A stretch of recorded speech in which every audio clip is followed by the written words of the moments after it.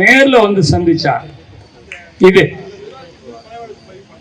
ஆமா கரெக்ட். அந்த நிர்வாகத்தின் மீது கொலை வழக்கு நீ பண்ணிட்டு எங்க பேர்ல பழியா? அதனால என்னன்னா அவர் வந்து அதை செஞ்சாரு. இப்போ 2 தொழிலாளி ஆயுள் தண்டனை இருக்காங்க. அந்த 2 தொழிலாளி 9 வருஷம் ஆச்சு. அவரையும் கொண்டு வருவதற்காக விரைவில் சட்டமன்றத்தில் அவர் பேசணும். அவர் வந்து எங்களுக்கு நெருக்கமானவர், அவரை நாங்க மறக்க முடியாது. கூடவே டாஸ்மாக் தொழிலாளி மாநாடு வானகரத்தில் 5000 பேர் மத்தியில் பேசினார்.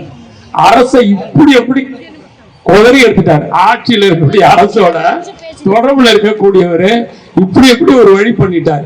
இந்த 2 விஷயம் எனக்கு அவருடைய நடவடிக்கைகள் போராட்டங்கள் நான் வாட்ச் பண்ணிட்டே இருப்பேன். அவர் பேசுறதெல்லாம் வாட்ச் பண்ணிட்டே இருப்பேன். அதனால சட்டமன்றத்தில் உங்க குறிப்பு வருதோ இல்லையோ, அல்லது ஊடகங்கள் வருதோ இல்லையோ, மக்கள் மன்றத்தில் உங்கள் குறிப்பு இருக்கிறது என்பதை மறந்து விட வேண்டாம். அடுத்த நான் சீக்கிரம் முடிக்கிறது ஒரு விஷயம். ஜிடிபி நல்லா போகுது, ஜிஎஸ்டி நல்லா